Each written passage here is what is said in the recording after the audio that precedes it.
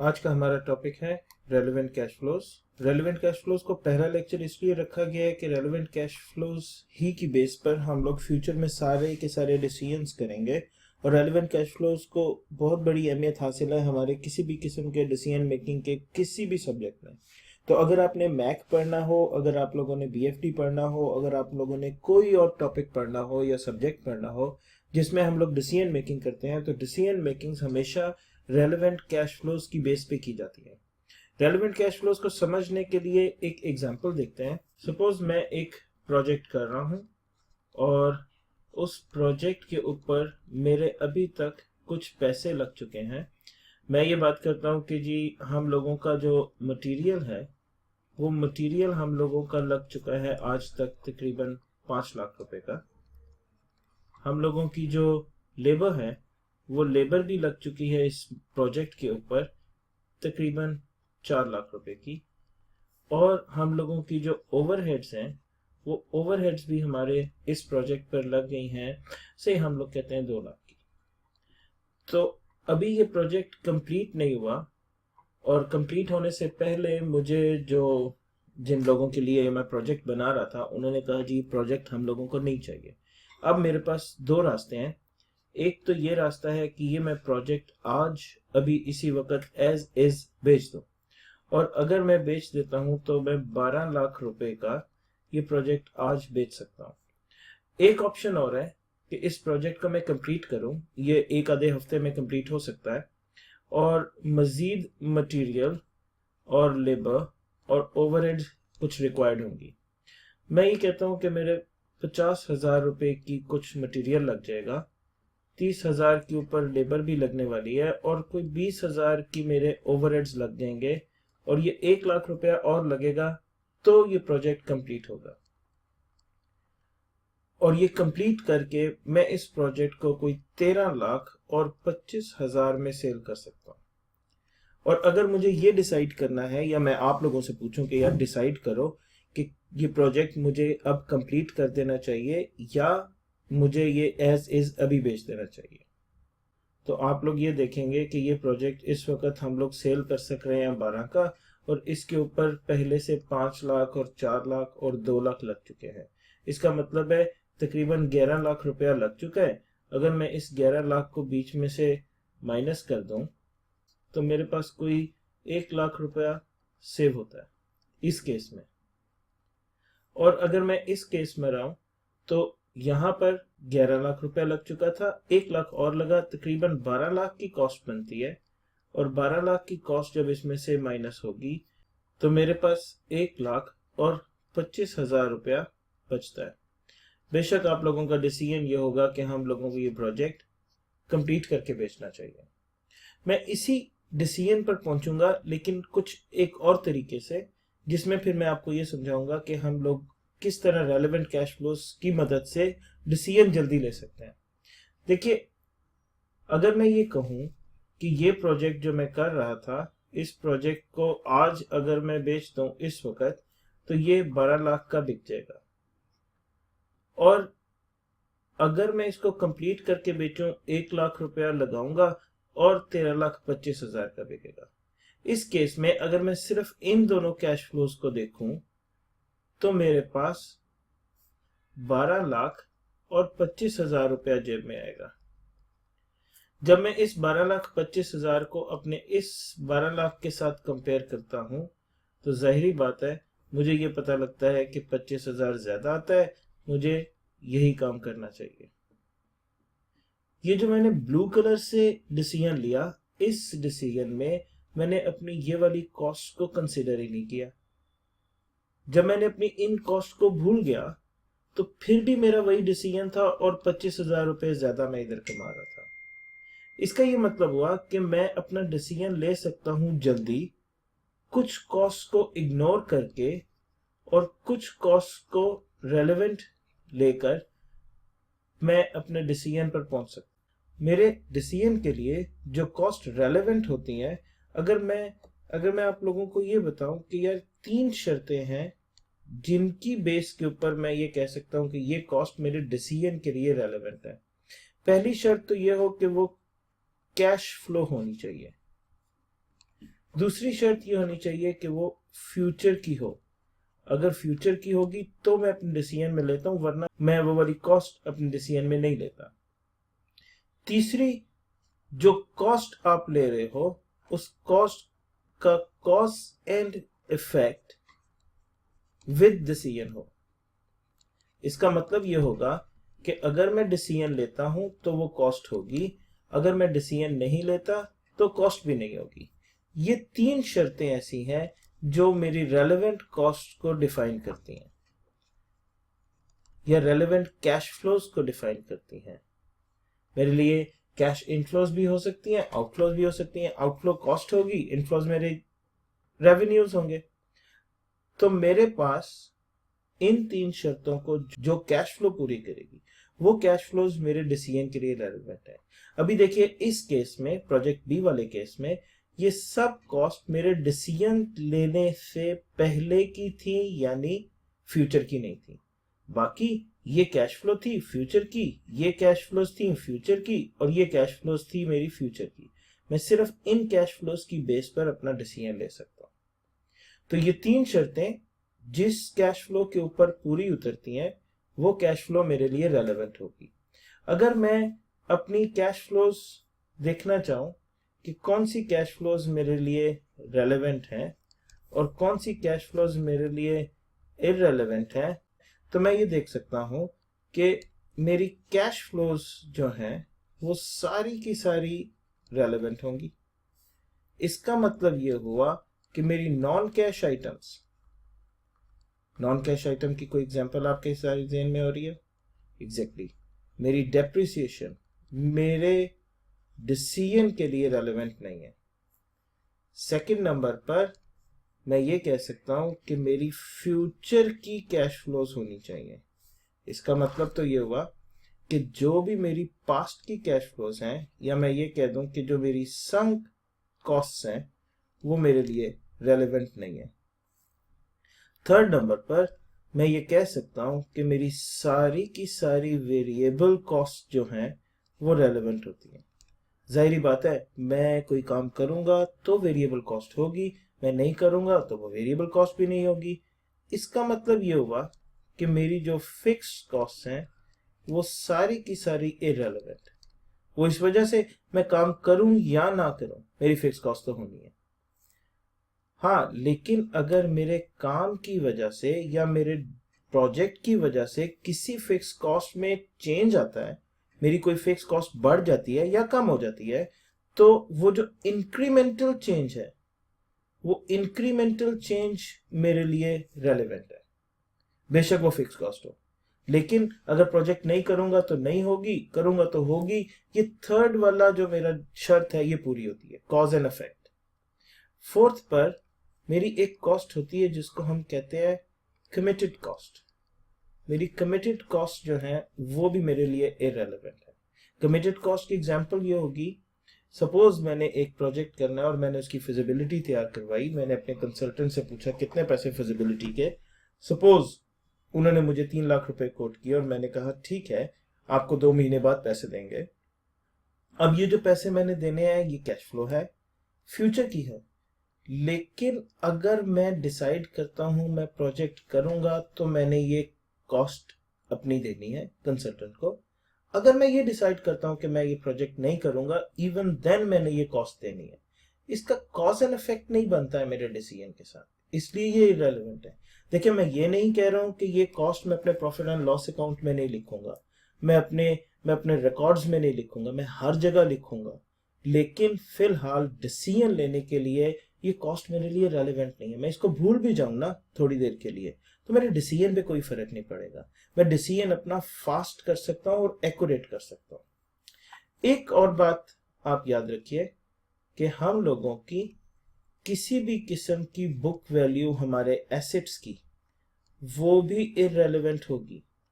वो इसलिए कि हमारी बुक वैल्यू में से डेप्रिसिएशन माइनस हुई हुई होती है। अगर डेप्रिसिएशन इररेलेवेंट है तो ऐसी कोई भी कॉस्ट जिसमें से कोई इररेलेवेंट कॉस्ट माइनस हुई हुई है तो वो कॉस्ट भी मेरे लिए इररेलेवेंट है। ये मेन कोर और मेन क्रक्स है हमारी रेलेवेंट कॉस्ट का। और हम जो डिसीजन लेंगे फ्यूचर में वो सारे के सारे रेलेवेंट कॉस्ट पे लेंगे। लेकिन समटाइम्स हमारे क्वेश्चंस में हम लोगों को डिफरेंट कॉस्ट के हिसाब से कुछ कुछ डिफरेंट किस्म के आइडियाज भी दे दिए जाते हैं। सपोज अगर मैं ये देखना चाहूँ कि मेरी मटेरियल की कॉस्ट कब कब कहाँ कहाँ रेलेवेंट होगी, मेरे प्रोजेक्ट के अंदर कोई मटेरियल लगना है और वो मटेरियल अगर मुझे फैसला करना है कि कब कब कहाँ कहाँ रेलेवेंट हो रहा है, तो सबसे पहले तो मुझे ये देखना पड़ेगा कि मुझे जो मटेरियल से मैंने कुर्सियां बनानी है और कुर्सियां बनाने के लिए मुझे प्लास्टिक चाहिए, क्या वो प्लास्टिक मेरे स्टोर में अवेलेबल है। अगर तो वो प्लास्टिक मेरे स्टोर में अवेलेबल नहीं होगा तो क्या करूंगा, मुझे मार्केट से खरीदना पड़ेगा। और अगर मुझे मार्केट से खरीदना पड़ेगा तो जो भी मार्केट में करंट परचेज प्राइस चल रही है वो करंट परचेज प्राइस मेरे लिए रेलेवेंट हो। लेकिन अगर वो मेरे स्टोर में अवेलेबल है तो फिर मुझे ये देखना पड़ेगा कि क्या वही यूज हो जाएगा मटेरियल, वही प्लास्टिक यूज हो जाएगा या उसकी रिप्लेसमेंट की जरूरत पड़ेगी। हाँ, ये भी हो सकता है कि मेरे पास जो प्लास्टिक पड़ा है वो ब्लू कलर का है और जो मैंने कुर्सियां बनानी है वो ब्लैक कलर की बनानी है। हो सकता है मुझे वो प्लास्टिक शायद रिप्लेस करवाना पड़े। मैं अपने वेंडर से पूछता हूँ कि यार मुझे प्लास्टिक रिप्लेस कर दोगे। उसने कहा ठीक है मैं रिप्लेस कर दूंगा, यानी मुझे रिप्लेसमेंट की ज़रूरत है। अगर मुझे रिप्लेसमेंट की ज़रूरत है तो फिर होगा क्या, वो वेंडर मुझे कहता है कि जी ये प्लास्टिक तो आपने जितने का भी लिया था, अभी 5 रुपए पर केजी आप मुझे दें एक्स्ट्रा, मैं आपको रिप्लेस कर दूंगा। इसका मतलब ये हुआ कि जितनी भी मैं रिप्लेसमेंट कॉस्ट पे कर रहा हूँ उसको रिप्लेस करवाने के लिए वो रिप्लेसमेंट कॉस्ट मेरे लिए रेलेवेंट हो जाएगी। हाँ, उसके ऊपर जो कैरेज वगैरह वगैरह जो कुछ भी लग रहा है, जो मेरा एक्स्ट्रा खर्चा हो रहा है, वो सारा का सारा खर्चा मेरे लिए रेलेवेंट हो गया। रिप्लेसमेंट को एक और तरह से भी देखते हैं, वो ये भी हो सकता है सपोज कि अगर मुझे उसकी रिप्लेसमेंट की जरूरत भी नहीं है। हुआ क्या, मुझे प्लास्टिक चाहिए था, मेरे स्टोर में पड़ा हुआ है, स्टोर में पड़ा हुआ है और मुझे रिप्लेस भी नहीं करना, मुझे वही ब्लू प्लास्टिक चल जाएगा। तो फिर मुझे नेक्स्ट चीज जो देखनी पड़ेगी वो ये देखनी पड़ेगी कि क्या उस प्लास्टिक का कोई और यूज तो नहीं है, क्या वो मेरी कंपनी में, मेरी प्रोडक्शन में वो रेगुलर यूज तो नहीं हो रहा। अगर वो रेगुलर यूज हो रहा हुआ तो फिर होगा क्या, अगर मैंने वो यूज कर लिया तो कंपनी को मेरे इस डिसीजन की वजह से मजीद प्लास्टिक खरीदना पड़ेगा अपनी रेगुलर प्रोडक्शन के लिए। तो फिर मुझे इंक्रीमेंटल जो खर्चा पड़ेगा वो जितना भी मैंने मटेरियल उठाया होगा अपने स्टोर रूम से वो दोबारा मुझे करंट परचेज प्राइस के ऊपर खरीदना पड़ेगा मेरे इस डिसीजन की वजह से। तो फिर अगर उसका कोई और रेगुलर यूज है तो फिर करंट परचेज प्राइस फिर रेलेवेंट होगी, और अगर उसका कोई यूज भी नहीं है तो फिर होगा क्या, मेरे लिए वो मटेरियल फालतू था, मेरे लिए उसको कोई एक्स्ट्रा कॉस्ट पे करने की जरूरत नहीं है। देखिए हुआ ये कि मेरे पास वो स्टोर में अवेलेबल था, मुझे उसकी रिप्लेसमेंट की जरूरत नहीं थी, कोई और इस्तेमाल नहीं था, तो फिर मैं उसको इस्तेमाल कर सकता हूँ विदाउट एनी कॉस्ट। हाँ, ये हो सकता था कि अगर वो मेरे पास पड़ा हुआ है तो मैं सिर्फ उसको बेचने का सोच सकता था स्क्रैप में। अगर मैं उसको स्क्रैप में बेच देता तो मुझे कुछ पैसे आते। अब अगर मैंने इस प्रोजेक्ट में लगाऊंगा तो स्क्रैप में नहीं बेचूंगा और वो पैसे मुझे नहीं आएंगे। इसका मतलब ये हो गया कि वो जो स्क्रैप वैल्यू होगी उसकी वो मेरे लिए रेलेवेंट कॉस्ट बन जाएगी इधर। ये भी हो सकता है कि वो जो मेरा मटेरियल है वो मटेरियल कुछ डेंजरस किस्म का हो और वो किसी काम नहीं आ रहा था, फालतू पड़ा हुआ था और मैं उसको उठवाने का सोच रहा था और उसको उठाने के ऊपर कुछ खर्चा पड़ता था, कुछ 2000-4000 रुपया पड़ता था। अगर मैंने इस प्रोजेक्ट में लगा दिया तो वो 2-4 हजार रुपया मुझे सेव हो जाएगा। वो मेरी इंक्रीमेंटल सेविंग के हिसाब से मेरे प्रोजेक्ट के अंदर मेरी कॉस्ट में से लेस होगा। मैं कहूँगा ये मेरी सेविंग हो गई। अब तो ये हम लोग डिसाइड करते हैं किसी भी मटेरियल को यूज करने से पहले। सपोज एक छोटी सी एग्जांपल देखते हैं। मैं ये कहता हूँ कि मेरे पास दो मटेरियल हैं, एक मटेरियल X है, एक मटेरियल Y है। मुझे ये दोनों मटेरियल चाहिए अपने एक प्रोजेक्ट के लिए। मुझे ये X जो चाहिए वो 5000 kg चाहिए और मुझे y जो चाहिए वो 3000 kg चाहिए। ये दोनों जो हैं ये मेरे स्टोर रूम में पड़े हुए हैं, स्टोर में अवेलेबल है। x जो है तकरीबन 4000 किलो स्टोर में पड़ा हुआ है और y जो है वो तकरीबन 2000 किलो स्टोर में पड़ा हुआ है। ये जो मैंने खरीदे थे स्टोर में रखा हुआ है, ये परचेज्ड किए थे मैंने, परचेज्ड एट, ये कोई 10 रुपए पर केजी पे खरीदा हुआ था और ये कोई 12 रुपए पर केजी पे खरीदा हुआ था। अभी फिलहाल जो मार्केट में इनका रेट चल रहा है, जो करंट रेट है इनका 13 रुपए है पर केजी और इसका कोई 10 रुपए पर केजी चल रहा है। इनकी स्क्रैप वैल्यू भी है, अगर इसको कभी आप स्क्रैप पे बेचना चाहें तो ये आपका बिक जाएगा 2 रुपए पर केजी और ये आपका बिक जाएगा से 3 रुपए पर केजी। अब अगर मुझे अपने प्रोजेक्ट के लिए 5000 किलो और 3000 किलो एक्स और वाई चाहिए और इनकी कोई प्राइस मुझे देखना है रेलेवेंट होगी या नहीं, तो देखते हैं क्या होगा। यहाँ पर हमें एक और बात करते हैं, हम ये कहते हैं कि हमारा जो x है वो रेगुलर यूज में है, ये कंपनी नॉर्मली यूज करती रहती है रेगुलरली, लेकिन जो y है वो किसी इस्तेमाल में नहीं था, नॉट इन एनी यूज।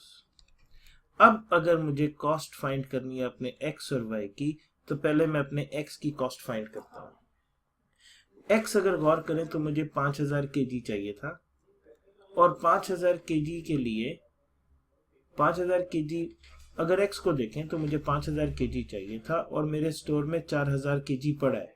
जो भी हो 1000 kg तो मैंने खरीदना ही है और वो मुझे करंट रेट के ऊपर मिलेगा 13 के हिसाब से, ये कोई 13,000 रुपए का ये कॉस्ट करेगा। बाकी जो 4000 kg है वो मैं अगर स्टोर वाला उठा लूं तो ये x जो है ये रेगुलर यूज में है, मेरी कंपनी को दोबारा खरीदना पड़ेगा, रिप्लेस करना पड़ेगा उसको। तो अगर मैं उसको दोबारा खरीदना पड़ेगा तो वो भी 13 के हिसाब से करंट परचेज प्राइस पे खरीदना पड़ेगा और ये तकरीबन मेरे पास 2000 बन जाएगा और मेरे x की टोटल कॉस्ट जो रेलेवेंट होगी वो होगी 65,000। x इतनी कॉस्ट से मेरे डिसीजन में शामिल होगा और मेरे प्रोजेक्ट के लिए मुझे x के लिए कॉस्ट 65,000 पड़ेगी। अगर मैं y की बात करूं तो y मुझे चाहिए था 3000 और मेरे पास 2000 पड़ा हुआ है, 1000 तो मुझे खरीदना ही पड़ेगा और वो 1000 करंट परचेज प्राइस यानी कि 10 के हिसाब से को 10,000 रुपए का खरीदना पड़ेगा। इसी तरह जो बाकी 2000 था वो 2000 नॉट इन एनी यूज, इसका मतलब है स्टोर में अवेलेबल भी था, रिप्लेसमेंट भी नहीं चाहिए, इस्तेमाल भी कोई नहीं है। स्क्रैप वैल्यू मींस के मैं उसको 3 रुपए का बेचने का सोच रहा था। 2000 यूनिट्स या 2000 केजी 3 का बेचता तो 6000 रुपए मुझे आते। अब अगर मैंने प्रोजेक्ट में लगा दिया तो मेरी अपॉर्चुनिटी कॉस्ट पड़ेगी और मैं ये कहता हूं कि ये 2000 मल्टीप्लाई बाय 3 ये कोई 6000 रुपए का मुझे कॉस्ट करेगा, या इस 6000 रुपए की कॉस्ट पर मैं अपने बिजनेस में ये यूज करूंगा। तो ये 16,000 रुपया y का भी आ गया। तो 65,000 से x और 16,000 से y। इस तरह हम लोग कभी भी किसी भी तरह अपने मटेरियल की रेलेवेंट कॉस्ट देख सकते हैं।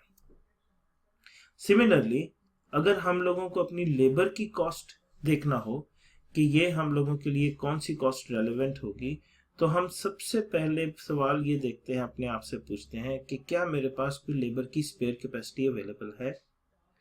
स्पेयर कैपेसिटी क्या होती है, इस पे भी थोड़ी सी बात कर लें।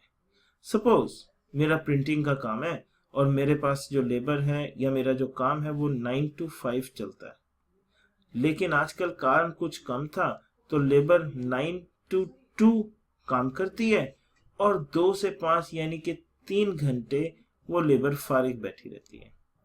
जब मैं पेमेंट्स की बारी आती है, जब मैं पेमेंट्स करता हूं तो मैं 9 to 2 की पेमेंट्स कर रहा हूं। मेरे पास तकरीबन 10 लोग हैं जो काम कर रहे हैं 3 घंटे अगर फारिग, तो क्या मैं ऐसा कह सकता हूँ कि मेरे पास रोज 30 आवर्स जो हैं वो आइडल हैं, या 30 आवर्स जो हैं वो स्पेयर हैं? मैं ऐसा नहीं कह सकता। मैं इसलिए नहीं कह सकता क्योंकि मैं इन आवर्स की पेमेंट नहीं कर रहा, वो मेरे स्पेयर आवर्स नहीं है। हाँ, अगर अगर मैं 9 to 2 काम कर रहा होता और पेमेंट्स 9 to 5 की कर रहा होता, फिर ये 30 आवर्स मेरे लिए स्पेयर थे। फिर मैं अपनी लेबर से कह सकता था कि यार काम कर लो, स्पेयर है मुझे, मेरे पास अगर अगर स्पेयर कैपेसिटी होगी और मुझे आंसर यस में मिलता है, तो फिर मैं ये कहता हूँ कि मेरे लिए कोई एक्स्ट्रा कॉस्ट नहीं पड़ेगी और कॉस्ट जो होगी वो निल होगी। मेरे पास स्पेयर कैपेसिटी है, मैं लेबर को पेमेंट कर रहा हूँ, कोई काम आएगा मैं उनको कहूंगा यार उठो जाओ काम करो, मुझे कोई एक्स्ट्रा पेमेंट्स नहीं करनी पड़ेगी।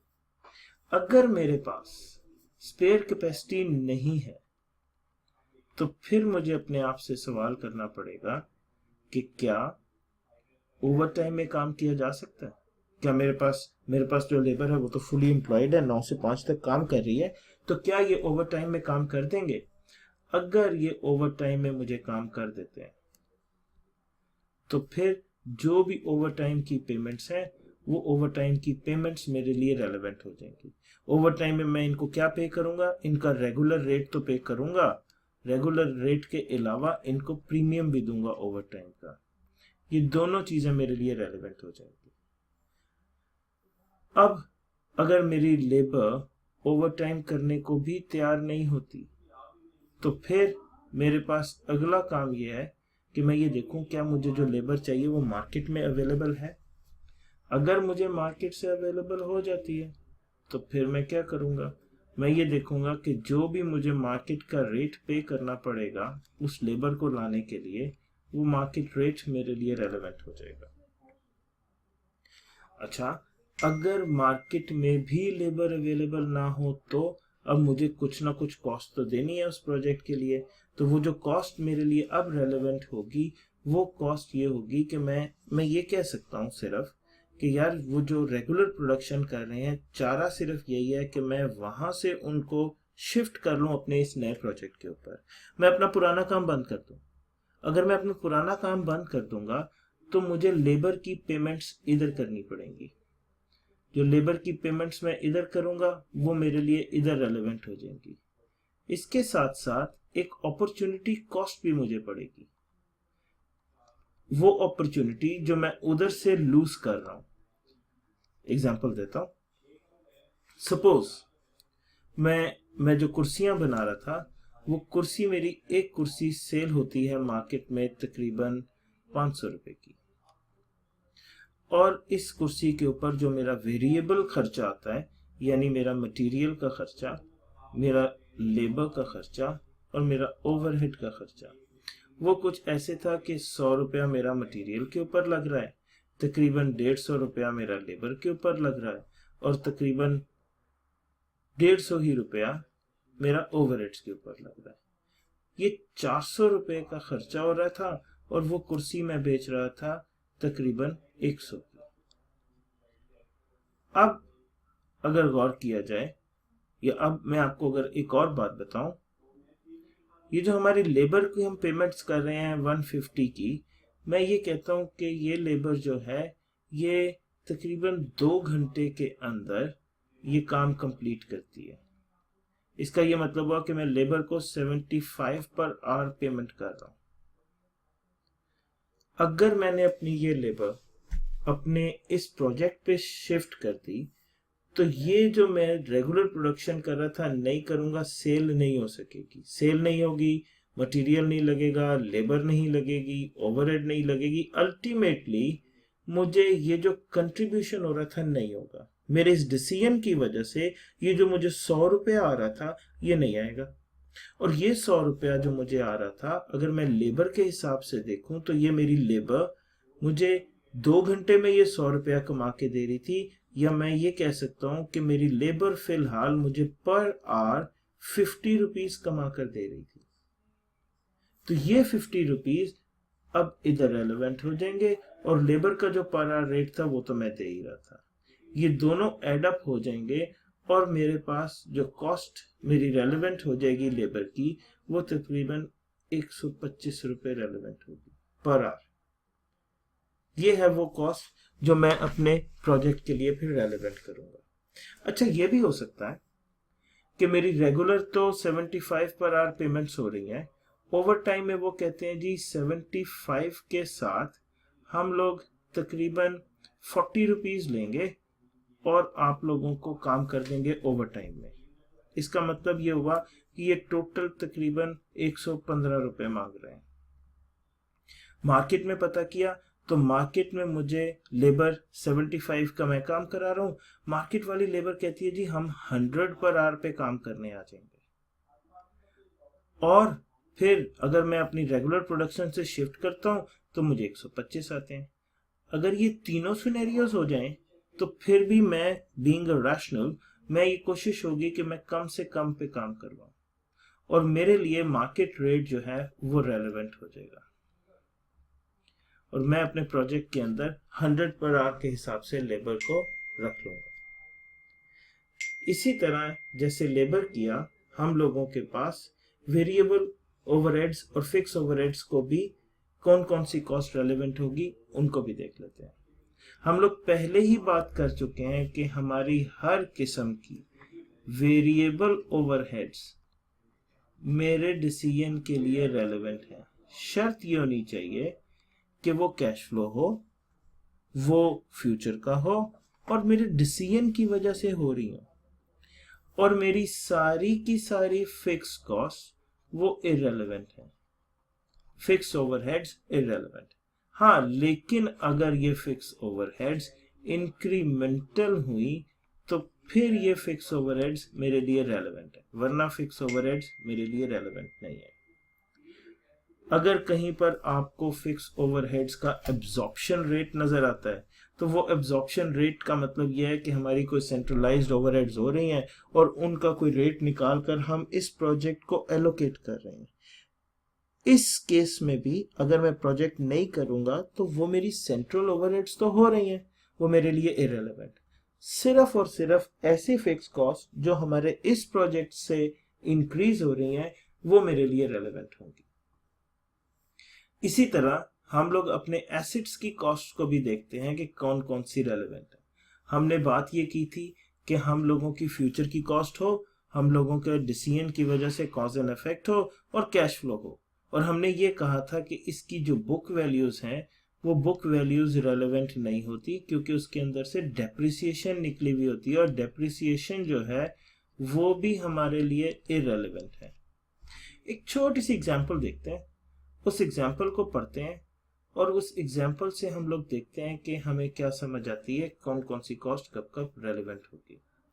इन a project a machine is needed, the machine recently got free from another ongoing project and it was purchased 3 years ago, okay, for rupees 700,000।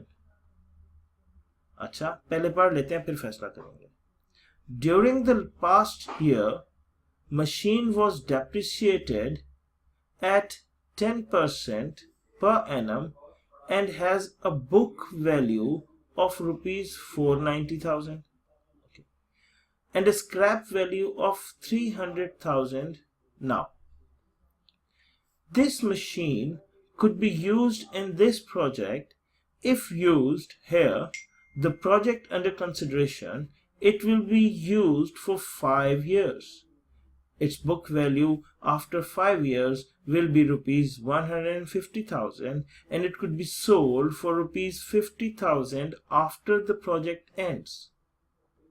चलें, अगर मैं ये कहूं कि मैंने इस मशीन को अपने प्रोजेक्ट में यूज करना है तो कितनी कॉस्ट जो है वो मेरे लिए रेलेवेंट होगी, तो हम बड़े आराम से ये देख सकते हैं कि ये जो बुक वैल्यू ये मैंने 3 साल पहले खरीदी थी 7 लाख की, ये मेरी संक कॉस्ट है, मेरे लिए रेलेवेंट नहीं है। इसी तरह ये मशीन डेप्रिशिएट हो रही थी 10% के ऊपर, मेरे लिए रेलेवेंट नहीं है। और इसकी बुक वैल्यू आज किताबों में 490,000 है, बुक वैल्यू भी मेरे लिए रेलेवेंट नहीं है। हाँ, इसकी स्क्रैप वैल्यू जो है वो 3 लाख रुपए है। इसका मतलब ये हुआ कि अगर मैंने ये मशीन बेच दी आज तो मुझे 3 लाख रुपए आते हैं। अच्छा, अब ये कुछ चीज रेलेवेंट लग रही है, चलें आगे देखते हैं। This machine could be used in this project if used here the project under consideration it will be used for 5 years। It's book value after 5 years will be 1,50,000। अच्छा, फिर बुक वैल्यू आ गई।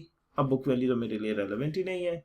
And it could be sold for ₹50,000 after the project। अच्छा, इसका ये मतलब हुआ कि अगर मैं प्रोजेक्ट करूंगा तो मैं 5 साल बाद मशीन बेचूंगा तो 50,000 आएंगे। फ्यूचर की कैश फ्लो है और डिसीजन से रिलेट कर रही है, रेलेवेंट लगती है। अब होगा क्या, मैं इस प्रोजेक्ट के अंदर मशीन अगर यूज करता हूं तो वो मशीन कितने रुपए की मुझे कॉस्ट करेगी। तो देखिए, अगर मेरा डिसीजन ये बनता है कि मैंने ये मशीन यूज करनी है तो ये जो 3 लाख रुपए का मैं आज इसे बेच सकता था, वो 3 लाख रुपए मुझे नहीं आएंगे मेरे डिसीजन लेने की वजह से। ये 3 लाख रुपया जो है ये मेरी आज की कॉस्ट बन गई, अपॉर्चुनिटी कॉस्ट। और अगर मैंने यूज की ये मशीन इस प्रोजेक्ट में तो 5 साल बाद मुझे 50,000 रुपए आएंगे, ये मेरी इनफ्लो बन गई। इसका मतलब है पूरे 5 साल में तकरीबन 2,50,000 का नुकसान है मुझे अगर मैंने ये मशीन इस्तेमाल करने का फैसला कर लिया तो ये 2,50,000 मेरे लिए रेलेवेंट हो जाते हैं इस मशीन की कॉस्ट। इस तरह हम लोग अपनी डिफरेंट कॉस्ट को देखते हैं कि हम लोगों की कौन सी कॉस्ट कब रेलेवेंट होती है। अभी हम एक क्वेश्चन करके देखेंगे पास्ट पेपर का अपने दूसरे लेक्चर में। फिर आप लोगों के साथ फिर डिस्कस करूंगा मैं इसी तरह की सारी बातें कि कौन सी कॉस्ट कब रेलेवेंट हो रही है। फिर हर रेलेवेंट कॉस्ट के बेसिक लेक्चर जो था या बेसिक जो कॉन्सेप्ट्स थे वो मैंने आपको दिए, और इन बेसिक कॉन्सेप्ट्स के साथ इस वीडियो को हम खत्म करते हैं। हम नेक्स्ट अपने लेक्चर में ये देखेंगे, किसी क्वेश्चन को पकड़ेंगे अपने पास्ट पेपर के और फिर देखेंगे कि कौन सी कॉस्ट कब रेलेवेंट हो रही है, कुछ डिसाइड करके देखेंगे।